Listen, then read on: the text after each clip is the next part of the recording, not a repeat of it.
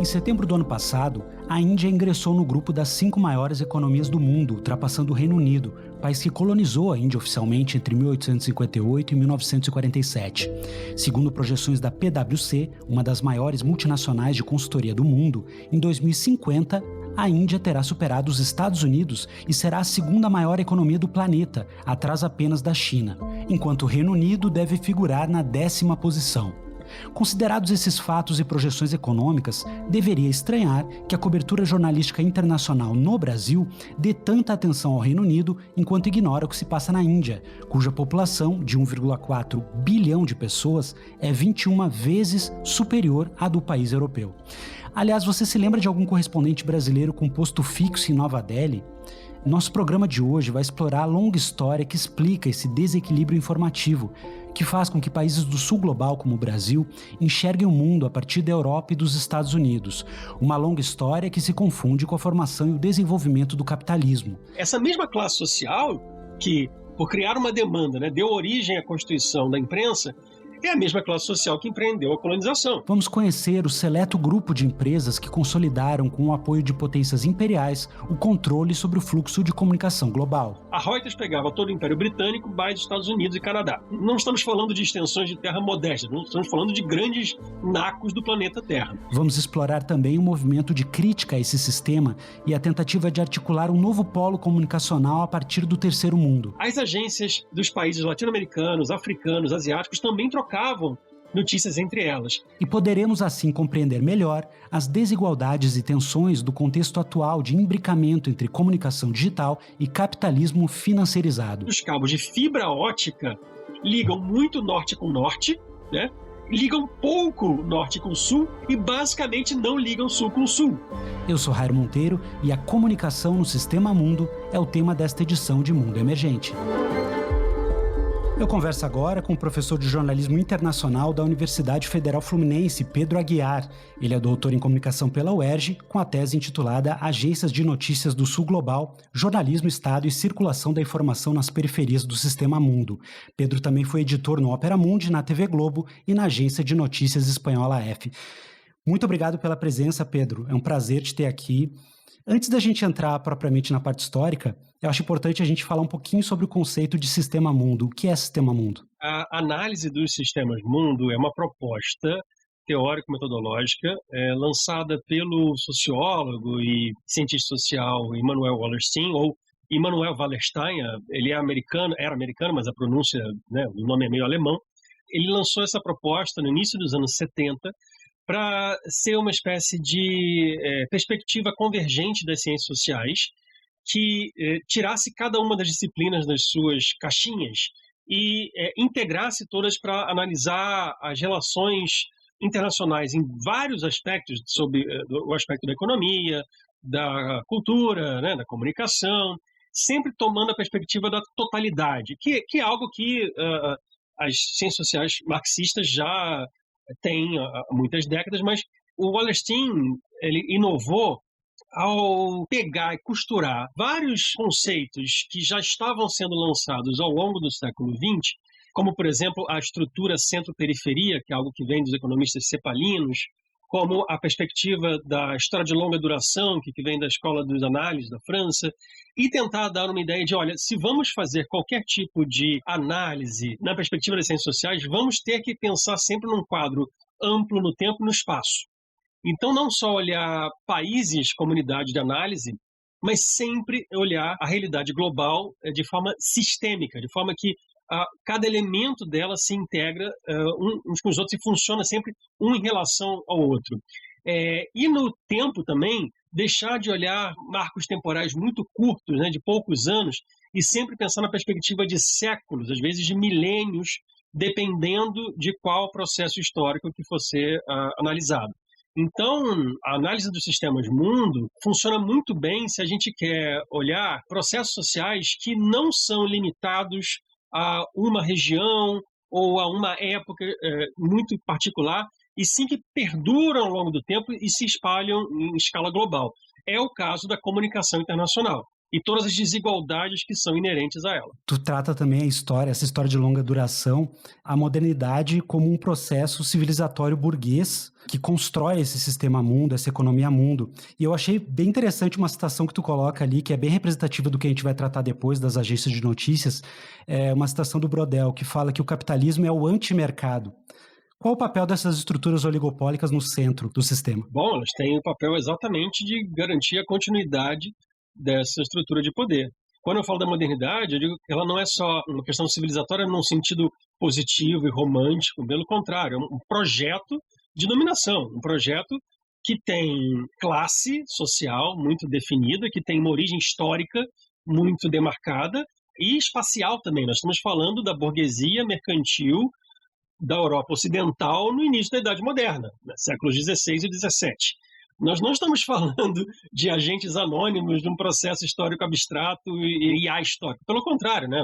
Exatamente a ideia é fazer essa demarcação para entender que interesses que são articulados dentro dos processos de comunicação internacional. Então, eu acho que se a gente não tiver essa perspectiva, que nesse caso é sim derivada muito tributária da análise dos temas mundo, a gente fica sempre usando uns termos meio abstratos e genéricos para falar da comunicação internacional como parte da globalização, que está integrando os povos, que está vencendo barreiras, e não é nada assim se a gente for olhar práticas comerciais de concentração de fluxos de informação, forma como as notícias vêm de alguns lugares específicos via outros poucos lugares muito específicos, e como isso vai não só formando a opinião pública em escala mundial, mas também como isso contribui para o próprio processo de acumulação do capital. Então não é só uma questão cultural, é econômica fundamentalmente. E a cada parte dessa história do desenvolvimento capitalista corresponde também uma fase do desenvolvimento desse sistema comunicacional e da gênese de onde vêm as agências de notícia e como que elas se desenvolvem. Nessa fase já pré-industrial, tu já identifica que há um desenvolvimento desigual da comunicação entre as metrópoles e as colônias. E aí vai se formando as condições históricas para que, depois da industrialização, surjam as agências de notícia propriamente ditas. Pode falar um pouquinho sobre as condições históricas para esse surgimento? Maravilha. Pois como todas as relações na estrutura centro-periferia, as desigualdades na comunicação internacional elas começam no estabelecimento do sistema colonial. Então, é a colonização que cria essa estrutura assimétrica histórica. A imprensa ela é filha do comércio. A imprensa pode ser vista como uma manifestação cultural. Outro dia eu vi alguém falando que é uma extensão da literatura, ou até tem gente que tem dito ultimamente que jornalismo é arte. Não, na verdade, se a gente for pensar muito concretamente como a imprensa começa e como o jornalismo vai se profissionalizando, a imprensa começa como uma criação da burguesia mercantil europeia no início da Idade Moderna, né? Os primeiros jornais são do início do século XVII, ali em duas regiões específicas da Europa Ocidental, a bacia do Reno, que deságua ali nos Países Baixos, primeiro é a divisão entre França e Alemanha e depois deságua nos Países Baixos, e o norte da Itália. Nesses dois clusters, né, nesses dois núcleos, que são altamente urbanizados desde o final da Idade Média, você tem o quê? Grandes classes de burgueses que vivem do comércio, que têm demanda por informação fidedigna e também num fluxo regular, periódico. Ou seja, esses dois fatores são os pressupostos da imprensa como ela se constituiu e são, até hoje, princípios do jornalismo. E aí, essa mesma classe social, que por criar uma demanda, né, deu origem à constituição da imprensa, é a mesma classe social que empreendeu a colonização. Né? São os mesmos burgueses que criaram as companhias das Índias, né, orientais e ocidentais, as companhias majestáticas de monopólio comercial no mercantilismo, né, são os investidores, né, por exemplo, burgueses das cidades das Províncias Unidas da Holanda, né, do que viriam a ser as cidades do norte da Itália, que depois, só no século XIX, se unificaram ao reino italiano. Então, isso não é coincidência. Essa expansão da imprensa, né, dessas zonas da Europa Ocidental para as áreas colonizadas, né, primeiro a América, depois a Ásia e a África, ela segue a mesma demanda e a lógica comercial se mantém nessa expansão. Nesse contexto, já no início do século XIX, ou seja, entre 1825 e 1850, a imprensa começa a se industrializar. Começa, dentro do contexto da Revolução Industrial, a própria imprensa começa a adotar não só máquinas que acelerem a sua produção e barateiem também a produção e o produto final, que são os jornais vendidos ao público, mas também ela industrializa os seus próprios processos de produção para a escrita, para a edição, para a diagramação das páginas, para a composição dos jornais até serem impressos. As primeiras prensas a vapor são usadas nesse início do século XIX. E entre essas práticas tecnológicas que têm um impacto imenso no fazer jornalístico, está o telégrafo elétrico, que se desenvolve no finalzinho da década de 30 do século XIX e começa a ter uma aplicação comercial nos anos 40 do século XIX, e daí se expande, primeiro na Europa Ocidental, e depois, prioritariamente, para onde? Para onde as potências da Europa Ocidental tinham interesses coloniais. E as primeiras agências, é interessante porque, se a gente for pegar a bibliografia sobre agências de notícias, quase sempre elas contam uma historinha, um pouco uma história da carochinha, que atribui a um empreendedor francês que tinha sido agente financeiro do Napoleão Bonaparte e que, com a derrota em Waterloo, ele tinha perdido todo o dinheiro que o Estado francês devia a ele, porque, afinal, a restauração monárquica dos Bourbon não reconhecia as dívidas com os credores do Império Francês. E aí que ele usou o que ele tinha de capital simbólico, que eram os contatos comerciais com os seus sócios na Europa Ocidental, para montar uma rede de informação que ele, por sua vez, recebia, centralizava em Paris e revendia para a imprensa parisiense, não só para a imprensa, mas também para o mercado financeiro. Tanto que ele instalou o seu escritório na Praça da Bolsa de Paris, porque ele tinha jornais como clientes, mas tinha também todos os corretores de bolsas de valores como clientes, e era daí, basicamente, que vinha o seu dinheiro. Esse pioneiro, né, o Charles-Louis Havas, Havas com H, H-A-V-A-S, ele, de fato, teve o seu mérito pessoal, mas ele estava inserido num contexto, que é esse contexto de industrialização da imprensa, de demanda do nascente capitalismo financeiro por esse serviço, não só mais em fluxo regular, como os jornais, né, periódico, mas em tempo real. Isso, assim, é uma aceleração do tempo que o telégrafo elétrico permite e do qual as agências se aproveitam para montar um novo modelo de negócios. E a partir daí você tem o Bernhard Wolff, que trabalhou com a Havas em Paris, né, era um prussiano, vai para Berlim e funda a agência Wolff. O Paul Julius Reuter, que era também prussiano, que trabalhou com a Havas em Paris, vai para Londres e funda a agência Reuters. Understand the world. That's why Reuters has been bringing you the news for over 160 years. A Havas não existe mais, ela foi transmutada na Segunda Guerra Mundial em agência France Presse, que existe até hoje como AFP. L'AFP, c'est l'une des plus grandes agences d'information au monde. Ça veut dire qu'il y a des milliers de collaborateurs. Então, assim, essas grandes empresas, grandes agências, elas são frutos exatamente desse processo de industrialização da imprensa acelerado por uma demanda do capitalismo financeiro. Do outro lado do Oceano Atlântico, nos Estados Unidos, pela mesma época, 1946, por aí, é fundada a primeira cooperativa de jornais associados em Nova York, que vai mais tarde ganhar o nome de Associated Press, AP. We're not just telling you what happened, we're helping you understand why it happened. To learn more about what the Associated Press does on election night, visit ap.org/elections. Que é outra das grandes agências mundiais hoje em dia. E aí, todo esse processo adere à lógica imperialista de expansão do capital, de exportação do capital, inclusive, mas também é instrumentalizado por ele. Ou seja, se não houvesse a expansão do cabeamento do telégrafo elétrico no momento em que ela aconteceu, décadas de 60, 70, 80 do século XIX, o próprio imperialismo teria sido diferente. Eu costumo dar um exemplo das revoltas coloniais. A Inglaterra, na sua nova leva de expansão colonial no meados do século XIX, sofreu resistências. Então, por exemplo, enfrentou a Primeira e a Segunda Guerras do Ópio na China e, embora já tivesse assim, uma superioridade militar, especialmente naval, ela não tinha uma facilidade de comunicação, como teve mais tarde, já na década de 50, quando aconteceu a revolta dos cipaios na Índia, que foi também uma revolta anticolonial.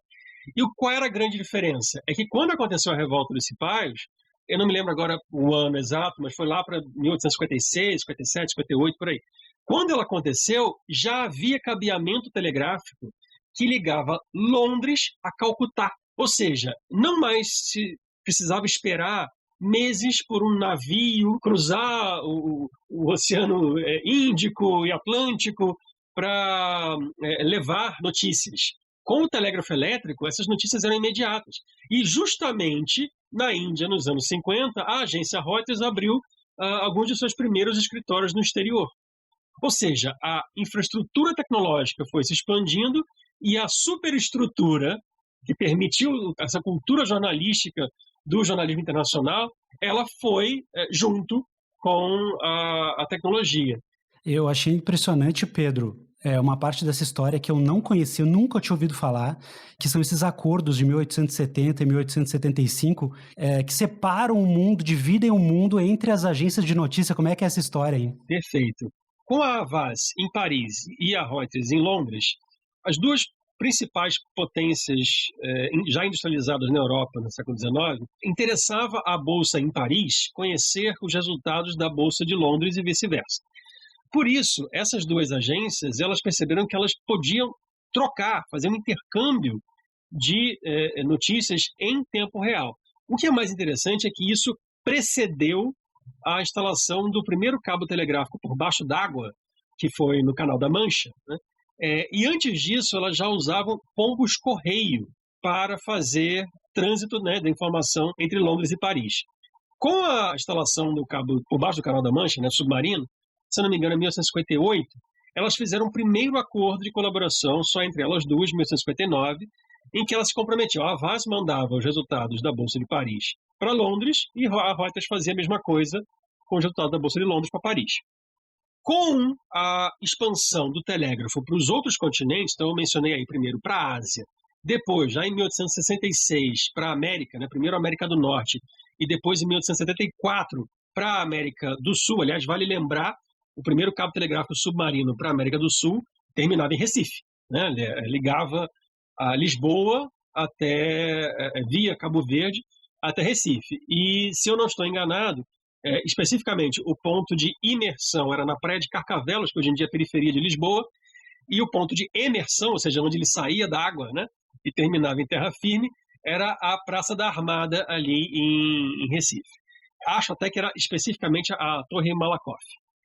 Então, quando esses cabos telegráficos por baixo dos oceanos são estendidos, as agências percebem que elas acrescentam novos territórios à sua possibilidade de exploração comercial.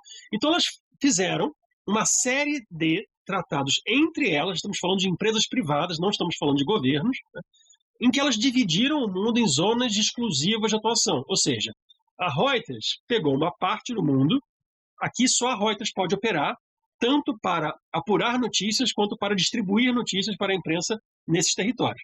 A Havas, né, embrião da AFP, fez a mesma coisa e a Wolf fez a mesma coisa. Basicamente era assim, a Reuters pegava todo o Império Britânico, mais Estados Unidos e Canadá. A AFP pegava toda a zona de expansão do Império francês na África, mas também na Ásia, como por exemplo a Indochina francesa, e a Wolf pegava o leste europeu, mais a Escandinávia e todo o Império Russo. Então, assim, não estamos falando de extensões de terra modestas, não estamos falando de grandes nacos do planeta Terra. E quando o cabo telegráfico chegou a Recife, em 1874, eles fizeram um adendo ao acordo para dividir a América do Sul entre Reuters e Havas. Reuters porque o Império Britânico já tinha muitos interesses comerciais na América do Sul, e Havas porque o referencial político-cultural de boa parte das repúblicas sul-americanas e do Império Brasileiro era a França. A nossa intelectualidade, os nossos bacharéis, homens de letras, falavam francês no século XIX. Antes da gente seguir nessa história, para a gente pontuar a diferença, que até para quem não era da área da comunicação entender melhor, que no começo a gente falou a questão dos oligopólios e tal, né? E a pessoa pode perguntar, tá, mas nessa época no Brasil tinha diferentes jornais e tal, não entendo de onde que vem esse monopólio das agências de notícia. Importante a gente explicar a diferença da agência de notícia para um jornal e por que a visão de mundo de política internacional era monopolizada, por exemplo, no Brasil, por uma agência dessas. Qual a diferença de uma agência de notícias para um jornal? Porque tem esse nexo, né, que tu fala entre o local e o global. E é principalmente na questão do noticiário internacional que se manifesta mais esse oligopólio. Quase sempre um jornal tem circulação numa cidade, numa metrópole, numa província e depois na república, no estado. Uma agência não. Uma agência, ela circula para os vários jornais. Os clientes das agências são os jornais que pagam uma assinatura fixa para ter direito a republicar o seu material, reproduzir esse material do jeitinho que ele veio, ou seja, no século XIX não tinha computador, portanto não tinha copiar e colar, Ctrl-C, Ctrl-V. Mas tinha sim o processo de reproduzir os telegramas, né, que chegavam pelo telégrafo elétrico. E de fato era feito isso. Se a gente entra, por exemplo, hoje em dia no site da Hemeroteca Digital, da Biblioteca Nacional, e pega um jornal como o Diário de Pernambuco, ou o Jornal de Recife, né, que circulava no século XIX, a gente vai ver que lá no alto à esquerda da primeira página de cada exemplar tem uma seção chamada Telegramas, que começa com a reprodução do material que chegava das agências. Em geral, elas tinham, depois de cada data, tinham uma inicial. A inicial H era de Havas, a inicial R era de Reuters.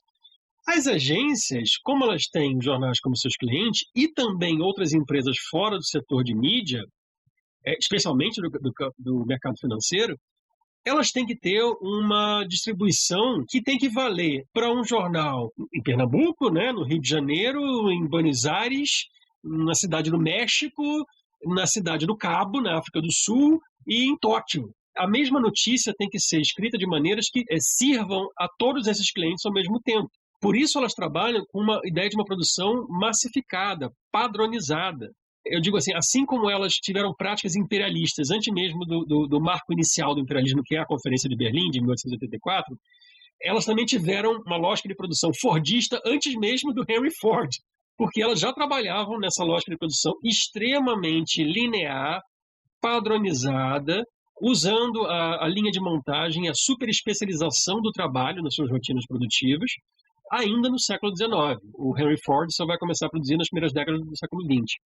Elas constituem esse oligopólio em que 3 empresas controlam o mercado mundial dentro dessa lógica de distribuição exclusiva, né, de territórios. E o que é mais interessante mudam as tecnologias, mas essa lógica se mantém. Depois do telégrafo, veio a era do teletipo, tá? Depois veio a era do rádio, que era no início assim, chamado de telégrafo sem fio. Depois veio a televisão, veio a comunicação via satélite, veio o telex, aí sim. Depois veio a informatização nos anos 70, 80. E, no entanto, esses oligopólios das grandes agências continuam. Imagens captadas por jornalistas profissionais que correm o planeta em tempo real. E para que você tenha acesso a esse conteúdo, o Grupo Bandeirantes tem parcerias com redes de notícias de todos os cantos da Terra.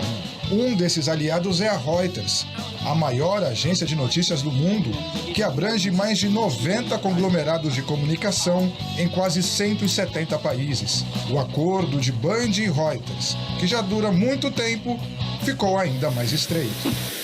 O cliente de uma France Press, de uma Reuters, de uma Associated Press, não é o leitor, não é o telespectador, não é o ouvinte, mas é a empresa jornalística que publica para o público, para o ouvinte, para o leitor, para o telespectador.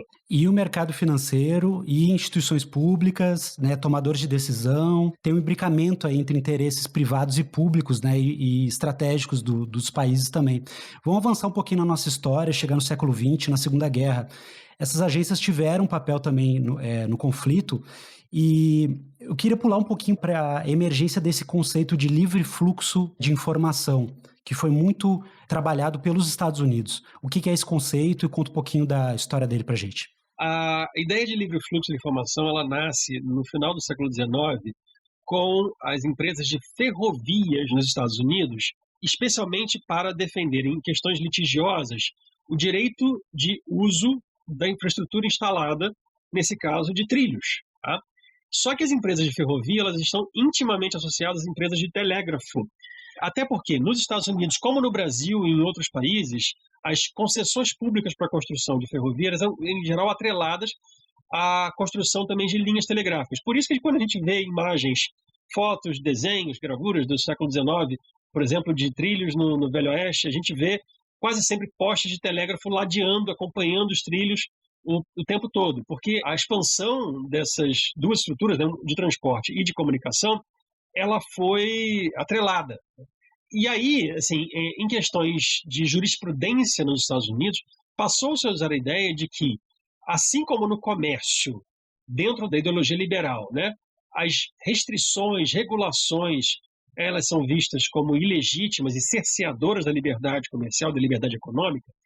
Também, no caso do uso dessas estruturas, dos trilhos, dos telégrafos e todas as estruturas de comunicação que eu acabei de falar que vieram depois, também se começou a tratar na jurisprudência dos Estados Unidos como qualquer restrição sendo ilegítima, e prejudicial, inclusive, para o bom funcionamento desse negócio. Mas estamos falando, claro, de decisões feitas no interesse dos capitalistas, né, dos proprietários desses meios de transporte e de comunicação.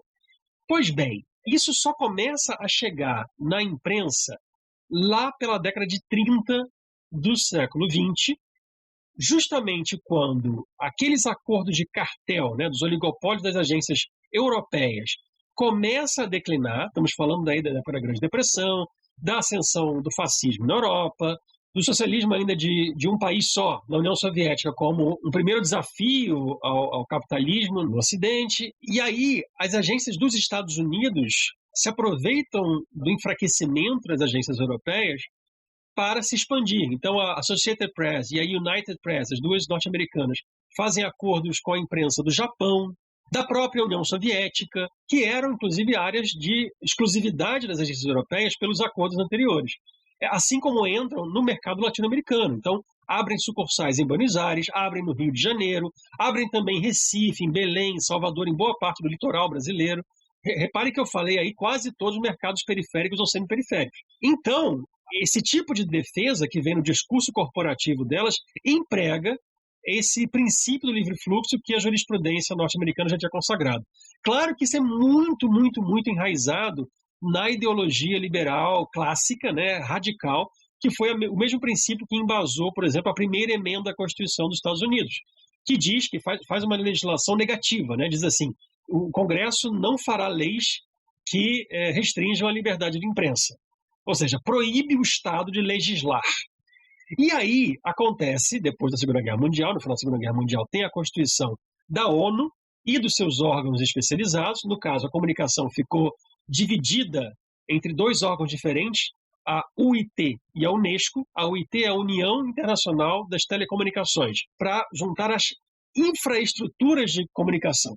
E toda a parte do conteúdo da comunicação ficou na Unesco, que é a entidade da ONU para a educação, ciência e cultura. Então, assim, dentro da educação, ciência e cultura, ficou diluída a comunicação. Com isso, a Unesco consagrou nos seus princípios fundadores a ideia de livre fluxo como uma doutrina. Governments can be held accountable and corruption can be exposed. When the UN was founded, the universal value of free information was recognized by all countries. In 1948, it was inscribed at the core of Article 19 of the Universal Declaration of Human Rights. World leaders have agreed to make access to information universal by 2030. With open and free information, people can live in a world that is more fair, equal, and transparent. Together, we can make this possible. A world where we can all make informed decisions. E na própria Carta da ONU, o artigo 19, que hoje em dia é lembrado por defensores do direito à comunicação como um direito humano, né? Ele tem uma redação bastante capciosa, porque ele diz que todos têm direito a informar e ser informados a despeito de fronteiras, o que é muito interessante, porque é exatamente a ideia do laissez-faire, né? Laissez-faire, laissez-passer, ou seja, deixe fazer, deixe passar. O que é a fronteira? A fronteira é o exercício da soberania por parte de um Estado nacional. E se você diz que a informação deve fluir a despeito de fronteiras, desconsiderando fronteiras, você diz na prática que o capital tem primazia sobre o Estado e que o Estado não deve legislar, não deve controlar, não deve exercer a sua soberania no âmbito da comunicação. Então, a ONU e a Unesco, como sua agência temática para a comunicação, acabam consagrando o livre fluxo como uma doutrina. Então agora acho que é o momento da gente entrar na história da campanha pela nova ordem mundial pela informação e comunicação, a NOMIC.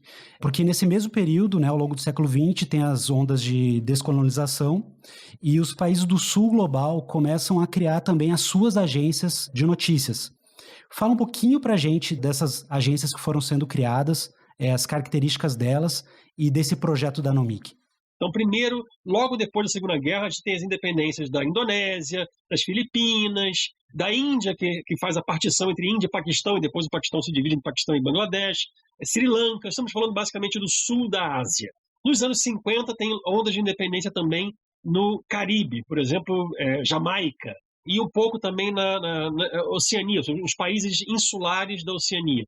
E nos anos 60, especialmente, assim, do final dos anos 50, que é a independência de Gana, até o ano de 1960, quando você tem o chamado Ano da África, quando vários países, especialmente que eram colônias da França, ficam independentes na África, você tem várias ondas sucessivas de descolonização. E cada um desses novos países, quando fica independente, cria instituições para organizar o seu aparato estatal. Ou seja, cria um banco central, um banco nacional, cria uma companhia aérea, cria uma companhia quando tem de petróleo ou de energia, cria uma empresa de correios e cria uma agência de notícias. Ou seja, fazia parte de uma espécie de menu básico. Assim, vamos criar um país. De que o país precisa? Além de bandeira, moeda, hino, né? Seleção de futebol, precisa também dessas instituições que eu falei.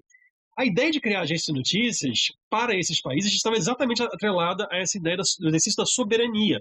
Ou seja, vamos criar agências tanto para distribuir para a imprensa local, a imprensa nacional, seja ela pública ou privada, as notícias que chegam do exterior, como também para distribuir internacionalmente as notícias sobre o seu próprio país.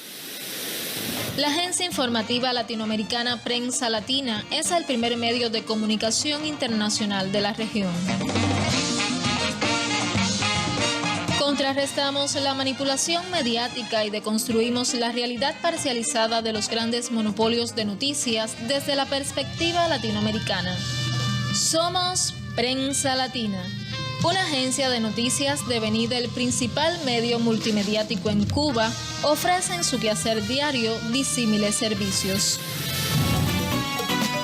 The News Agency of Nigeria, NAN, is the leading newswire service in Africa.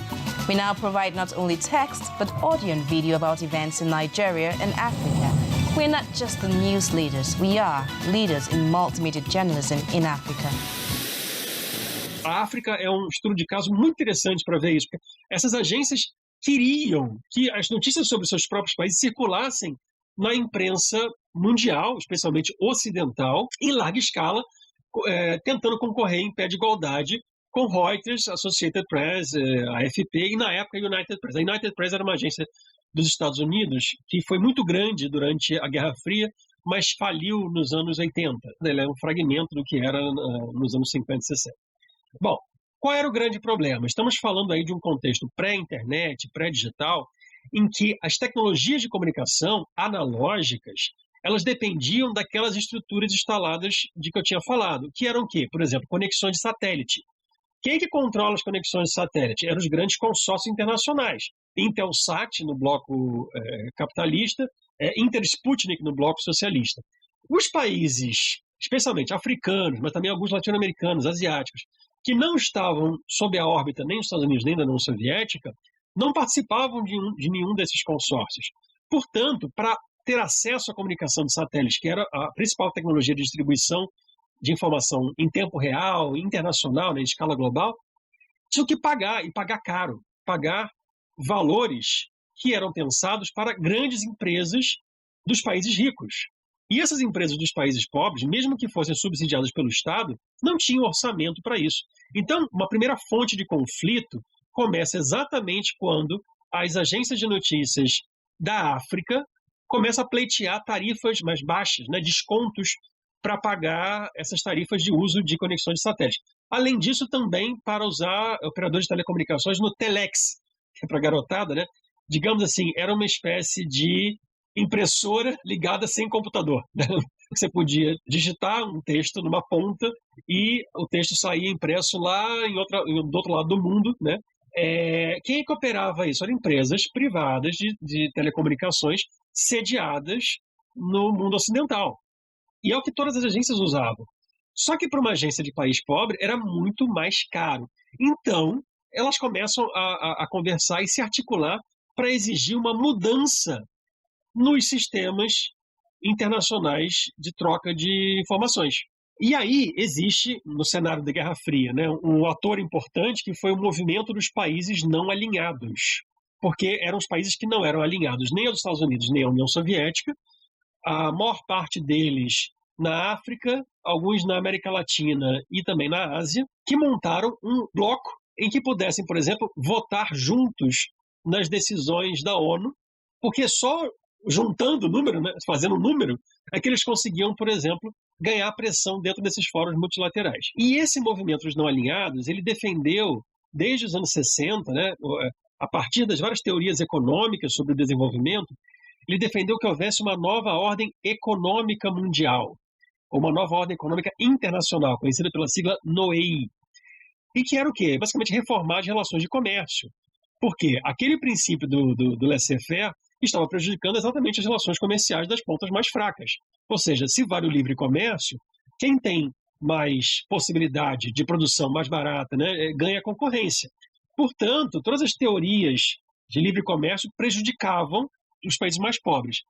Esse movimento das agências de notícias, ele embarcou nessa ideia da nova ordem econômica mundial e resolveu propor uma nova ordem que não fosse só econômica, mas também da comunicação e da informação. Lembrando aí que o termo informação ele tem muitos sentidos, ele é polissêmico. Mas naquele contexto, especialmente no jargão de algumas línguas como espanhol e francês, ele dizia respeito a jornalismo.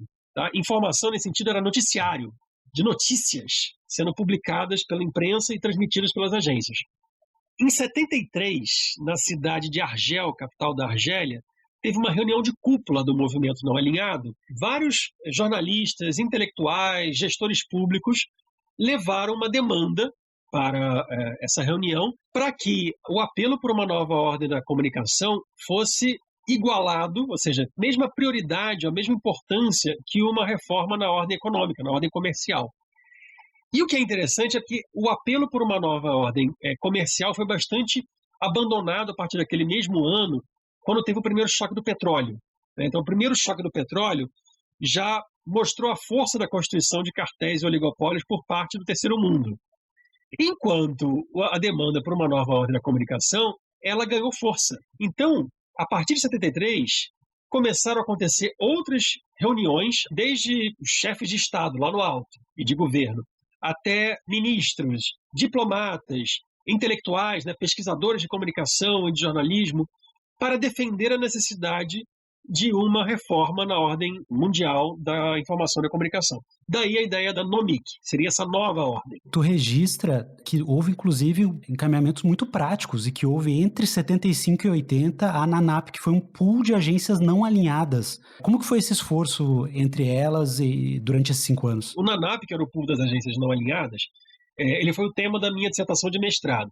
E o que é mais interessante é que está acontecendo agora, lá no Canadá, a formação de uma rede internacional de pesquisadores para voltar a pesquisar o que foi o NANAP.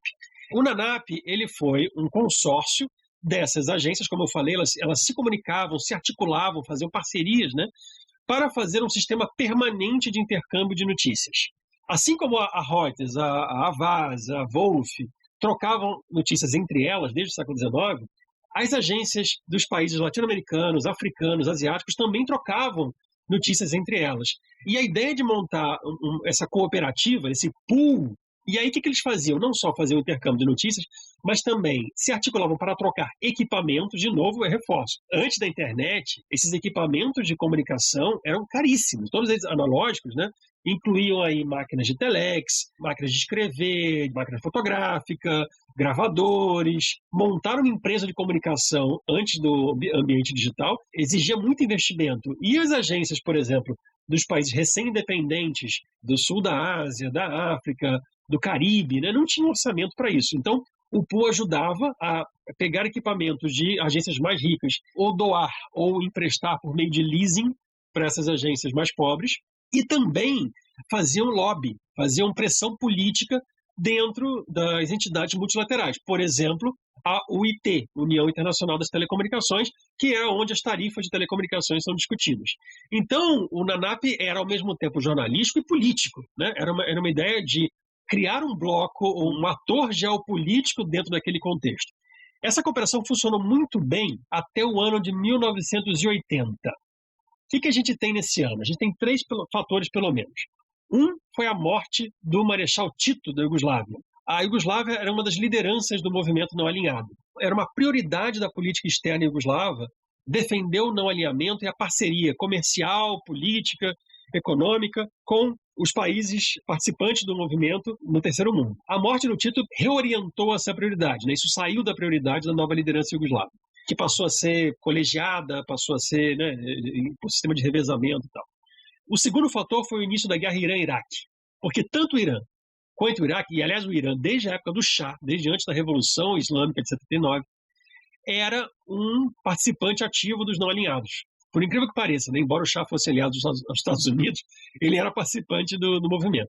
E quando estourou a guerra entre Irã e Iraque, as agências de notícias dos dois países começaram a mandar materiais contraditórios e querer que os outros participantes do pool não republicassem, não reproduzissem o material do lado inimigo na guerra. Ou seja, a agência do Iraque não queria que o material da agência do Irã fosse reproduzido, né? E vice-versa. Então isso já desestruturou o pool. E o terceiro fator é o mais importante de todos, que é a campanha Planomic, que começou na órbita dos não alinhados, ela mudou de endereço. Ela saiu do âmbito dos não alinhados, ela foi aos poucos sendo transferida para o âmbito da Unesco. E o que eu falei ainda agora? Na ONU e na Unesco, né, como entidades realmente multilaterais, que reúnem, se não todos, a maior parte dos países do mundo, prevalece o princípio das decisões por consenso. Ou seja, tudo se debate para que todos os pontos de vista, todas as perspectivas divergentes, conflitantes, sejam postas em discussão e que os documentos finais, as cartas, as resoluções, só são aprovados por consenso, ou por votação, como é o caso da Assembleia Geral, mas no caso, por exemplo, das reuniões da Unesco, as coisas são aprovadas por aclamação. Então, só um documento que tem um denominador comum entre essas diferentes posições consegue, de fato, ser aprovado. Portanto, toda aquela proposta do NOMIC, que era essencialmente antissistêmica, era extremamente crítica do capitalismo e da dominação do grande capital sobre a comunicação internacional, que propunha, como você falou, questões muito práticas, como a regulação internacional dos fluxos de comunicação, contrariando completamente a doutrina do livre fluxo, tudo isso teve que ser diluído, ficou aguado. E a Unesco constituiu uma comissão de notáveis que eram jornalistas, professores de comunicação, escritores, né? Que tinha gente que ficou conhecida, como, por exemplo, o Gabriel Garcia Marques, da Colômbia, como o Marshall McLuhan, do Canadá, que acabou não participando porque ficou doente e foi substituído pela diretora da Rádio do Canadá. Essas pessoas se reuniram e montaram uma comissão. O presidente dessa comissão era o antigo ministro das Relações Exteriores da Irlanda, que era o Sean MacBride. E aí essa comissão ganhou o apelido de Comissão MacBride. E ela, em 1980, emitiu um relatório que reunia esse diagnóstico sobre os problemas da comunicação internacional. No diagnóstico, ou seja, na parte de dizer o que tinha de errado, o relatório MacBride foi até parecido com a NOMIC. O problema era no prognóstico, o problema era no remédio, no receituário do que fazer, quais soluções aplicar para resolver as grandes desigualdades da comunicação. Aí, o relatório MacBride foi muito, mas muito mais suave, perdeu aquele caráter antissistêmico, de mudanças estruturais que a NOMIC propunha. E mesmo assim gerou uma reação muito forte vindo do setor empresarial e também estatal, né? Sim, gerou. Porque esse relatório MacBride, embora ele tenha sido, como eu falei, diluído, né, tenha perdido essa força que a NOMIC tinha, ainda assim, ele apontava o dedo para empresas específicas, para situações concretas de ainda manutenção de oligopólios e monopólios internacionais, especialmente as grandes agências de notícias e as grandes empresas de mídia. E aí houve uma reação fortíssima, dizendo que a Unesco estava sendo capturada pelos comunistas Isso que os não alinhados tiveram brigas homéricas com a delegação soviética. Tá? A delegação soviética era contra a proposta da NOMIC. Saíram artigos de opinião nos jornais norte-americanos, saíram livros detonando a NOMIC, e especialmente as grandes agências de notícias tomaram a dianteira dessa reação contra o relatório MacBride. Cito 2 exemplos muito concretos. O então diretor da Reuters, tá? O jornalista Gerald Long, era um britânico, ele chegou a bater boca presencialmente com o Sean MacBride, no nível de botar o dedo na cara e de basicamente chamar para porrada o Sean MacBride. Estamos falando do executivo-chefe principal de uma das maiores multinacionais de comunicação do mundo, que teve esse tipo de comportamento. Isso está documentado em artigo da professora Terhi Rantanen, tá? Que é uma estudiosa finlandesa que hoje em dia dá aula na London School of Economics. E o segundo exemplo é a Reuters junto com a AFP, junto com a AP, com a UPI, e junto com a ASNE, a SNE, que é a entidade patronal dos jornais dos Estados Unidos, se reuniram num balneário na França, logo em 81, ou seja, no ano seguinte da aprovação do relatório MacBride, emitiram uma declaração conjunta chamada Declaração de Taloir, em que diziam que tanto a NOMIC quanto o relatório MacBride eram tentativas de cercear a liberdade de expressão, de contrariar o livre fluxo, que o livre fluxo ainda era a melhor maneira de não regular, de desregular o fluxo, a comunicação internacional, e que era antidemocrática. E repare que o discurso não mudou até hoje. O discurso é o mesmo de quando se fala de regulação de mídia ou de regulação de plataformas digitais até hoje. E a gente está falando aqui como vai avançando o sistema produtivo nessa história aí de longa duração, vai se reconfigurando essa dependência informativa, mas ela persiste. E aí eu vou fazer uma provocação. Tu fala na introdução da tua tese que as agências de notícias nunca foram tão relevantes quanto agora, falando agora no cenário digital. E a gente tem aqui novos atores, a gente tem plataformas digitais, um embate que se fala muito das plataformas dos Estados Unidos com as plataformas chinesas, a Europa perdendo espaço nessa geopolítica aí digital, digamos assim. A gente também tem, e tu menciona, o lançamento de vários meios que não são agências, são meios de comunicação no sul global que tem relevância também, a Al Jazeera, a Telesur, a TRT na Turquia, a CCTV na China. Então tu vê uma riqueza maior de atores nesse cenário. Como que tu vê a persistência dessa importância das agências de notícia e como que se reconfigura esse fluxo do centro para a periferia em relação ao noticiário internacional? Bom, primeiro, um dos grandes fatores que explica essa persistência é a financiarização. As agências elas são intimamente ligadas ao capital financeiro.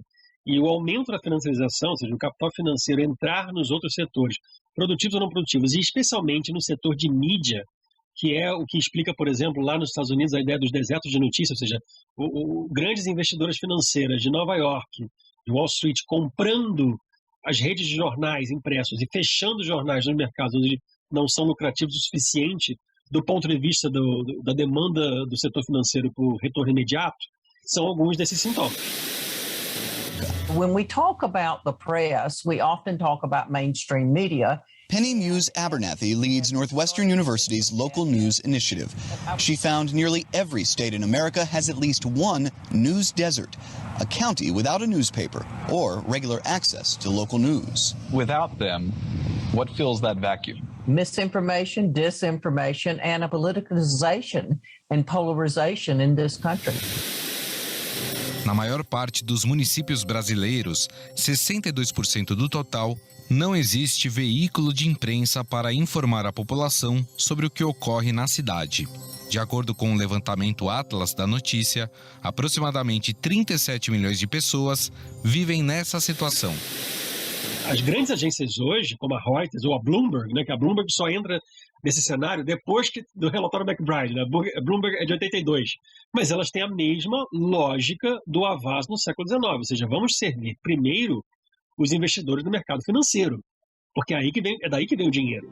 More than 325,000 of the most influential people around the world use the Bloomberg terminal in business, finance, government, policy, and philanthropy. Every day, Bloomberg customers conduct millions of searches on the terminal, looking for information or news about executives, companies, and financial vehicles.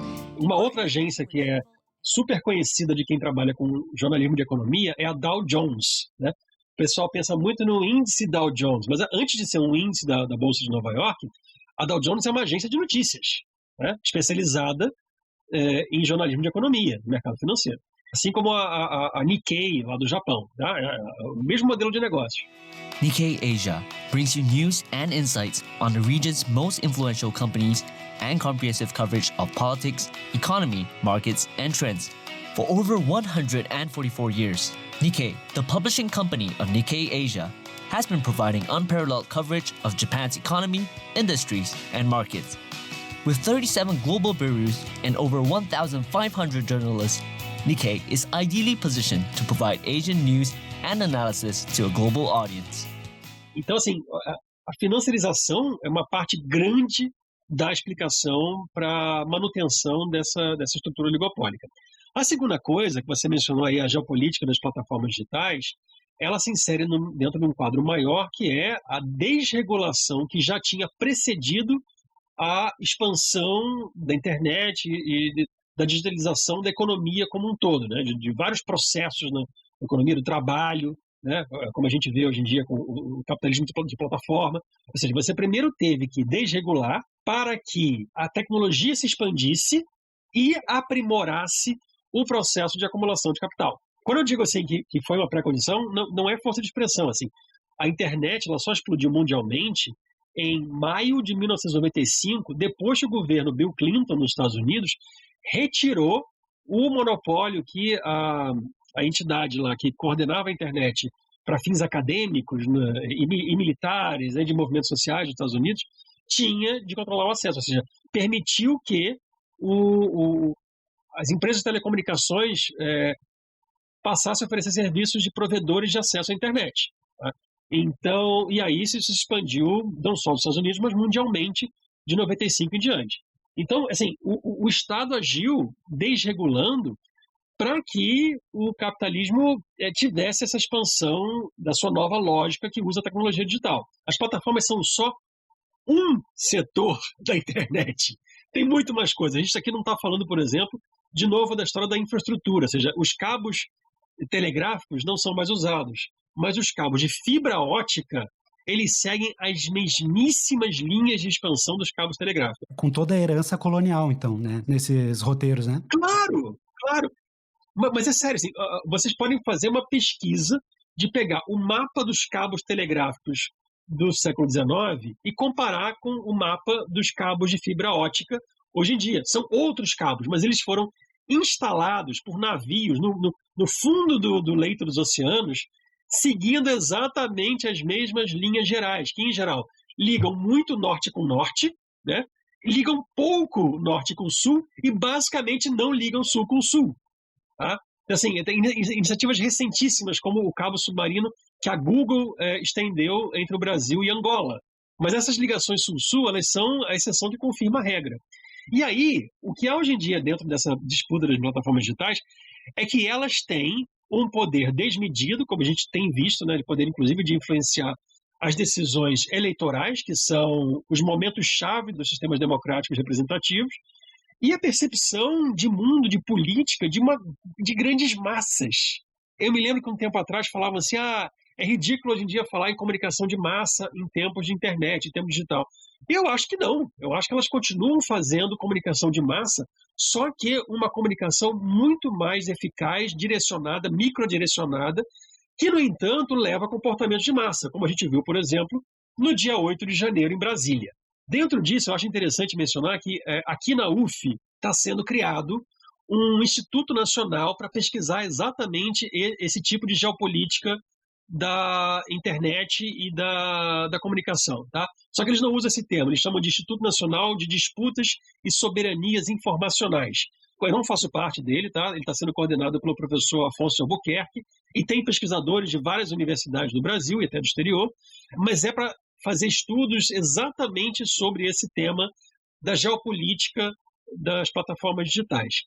E acho interessante também que nesse fim de semana teve uma palestra na Bienal da Uni do historiador pernambucano, Jones Manuel, que falou exatamente sobre a questão da soberania informativa, que é algo que já era tratado na época da Nomic, que era tratado nos anos 30, quando a gente estava falando de livre fluxo, e chamou atenção para que o exercício da soberania pressupõe que os atores econômicos dentro desse setor sejam empresas nacionais. Nenhum país soberano deixa com que a comunicação de seus milhões de habitantes seja processada por uma empresa estrangeira de um país estrangeiro que controla o uso desses dados. Vai perguntar se na China eles deixam fazer isso? Vai perguntar se nos Estados Unidos deixam a China fazer isso, a comunicação deles? E sabe a Telebrás, que foi privatizada, foi um dos maiores crimes de lesa pátria da história desse país? A gente tem que recriar a Telebrás e fazer um plano nacional de desenvolver redes sociais próprias. Se o Brasil quiser, de fato, exercer essa soberania, tem que investir em criar empresas nacionais. Não precisam nem ser empresas estatais. Elas podem ser empresas privadas, desde que sejam efetivamente de capital nacional, para explorar esse setor e concorrer com as gringas, como Facebook, Google, Amazon, Microsoft e tal. A reação ao que o Jones disse foi, assim, na mesma linha daquele pessoal da declaração de Taloar. Foi na mesma linha de não, mas não podemos controlar o livre fluxo, não, mas fizeram piada e fizeram comparação com a reserva de mercado. Pedro, eu tô hoje na Alemanha. Se eu clicar aqui, sputnik.com e der Enter, não abre. Claro. Porque os meios de comunicação russos estão banidos na Europa. Exatamente. Então, assim, o livre fluxo é até a página 2, né? É o livre fluxo do centro para a periferia que eles querem atingir. Exato. É um livro definido pelo grande capital. Se o grande capital não quiser que você acesse, que você saiba, você não vai saber. Simplesmente isso. E isso não é teoria da conspiração. E nós estamos falando de práticas de mercado muito menos democráticas quando elas são oligopolizadas do que quando há um controle público exercido por meio da sociedade civil. Isso não é um discurso conspiracionista.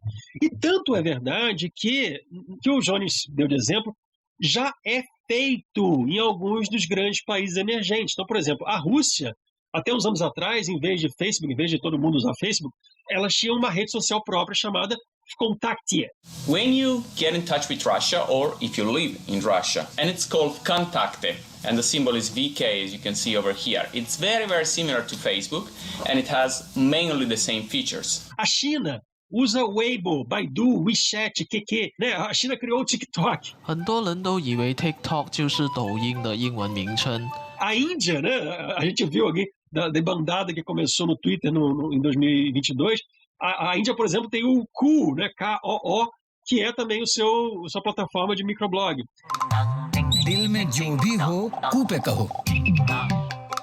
Quer dizer, os outros países dos BRICS, eles já estão acordando para essa questão da soberania digital, que é a versão atualizada da soberania informativa. Então, por que só o Brasil não pode acordar?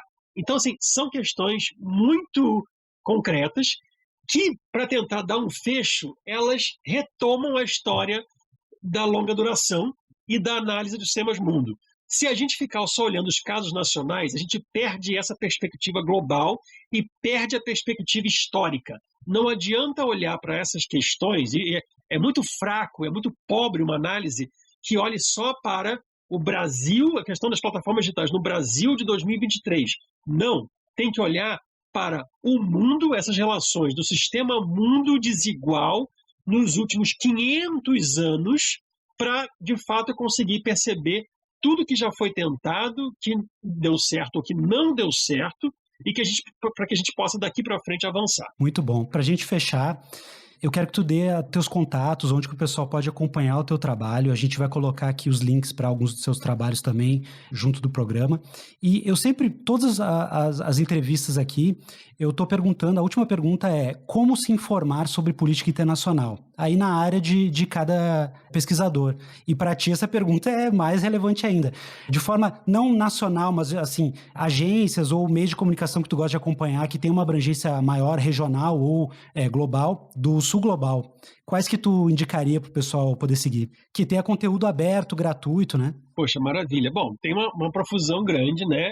Nem tudo está em português, mas olha, o Le Monde Diplomatique Brasil e o Brasil de Fato tem investido numa cobertura internacional muito boa, inclusive tem correspondentes próprios, além, é claro, do Opera Mundi, que é um site onde eu trabalhei, que não é o primeiro, mas é o talvez o mais importante veículo da imprensa alternativa exclusivamente dedicado a jornalismo internacional. Então, esses três, né, o Opera Mundi, o Brasil de Fato e o Le Monde Diplomatique Brasil, né, o Diplo Brasil, são três fontes em português. Fora do Brasil, em outras línguas, a Telesur em espanhol para assistir é muito interessante.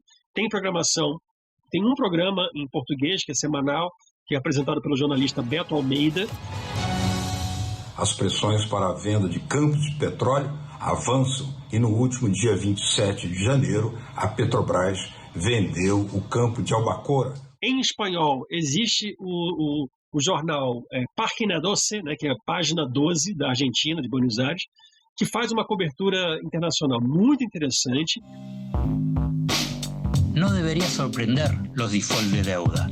Lo extraño es cuando existen periodos prolongados sin que suceda alguno. Las crisis se dan cuando una burbuja especulativa explota. The American financial system is rocked to its foundation as top Wall Street institutions topple under a mountain of debt. Como la de los créditos subprime 2008. It is truly unbelievable. Que provocó fuertes recesiones y se atendió com mais e mais deuda. Na França, em francês, existe a revista Courrier International, que investe em cobertura internacional especificamente, né, e é forte no sul global, mas de televisão que dá para assistir de graça pelo YouTube.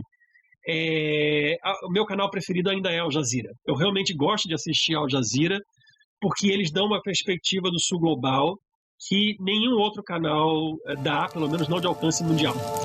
Across India's capital, New Delhi, toxic smoke fills the air. 11-year-old Ajmal Sheikh lives at the base of this mountain of rubbish. E a África, Pedro? Pois é, existe o Africa News, mas que é um projeto da Europa, da Euronews. Mas o fato é que a Al Jazeera cobre muito bem a África. Eles têm correspondentes lá, eles compram material de produção independente feita na África, eles têm vários documentários de África, e não só a África do mundo árabe, mas a África subsaariana também. Então, assim, é um ótimo veículo para se manter informado sobre a África. Para quem quiser discutir mais, conversar, dizer que ouviu a entrevista e comentar alguma coisa, ou indicar, trocar ideia, eu estou sempre no Twitter, que é o @pedreco. O eco, no final, vem da Escola de Comunicação da FRJ, onde eu estudei. Lá tem link para minha página no academia.edu, que tem os artigos que eu produzo, os livros também, e-books, tudo de graça para baixar. E eu estou sempre no Twitter postando coisas interessantes e comentando, retweetando artigos que eu vejo, falando de jornalismo internacional especialmente, e aberto a conversar com quem aparecer. Maravilha. Um abraço, viu, professor? Grande abraço. Chegamos ao fim desta edição de Mundo Emergente, em que recebemos o professor de Jornalismo Internacional da Universidade Federal Fluminense, Pedro Aguiar. Você ouviu trechos de Telematam, Reuters, Associated Press, Band Jornalismo, SBT News, Unesco, Prensa Latina, NAN, 23 ABC News, Estadão, Nikkei Asia, Jones Manuel, Flying Soul, Allen Low, Q, Latitude Brasil, Página 12 e Al Jazeera English. Para acompanhar todos os nossos conteúdos, nos siga no YouTube, nas plataformas de podcast e no Twitter pelo perfil Mundo Emergente. Por lá você também pode entrar em contato com a gente, enviar comentários e sugestões. Esta produção é realizada em parceria com as rádios públicas vinculadas à Universidade Federal de Pernambuco, a Paulo Freire 820 AM e a Universitária 99.9 FM. Siga apoiando a comunicação pública, obrigado pela escuta e até mais. Um grande abraço.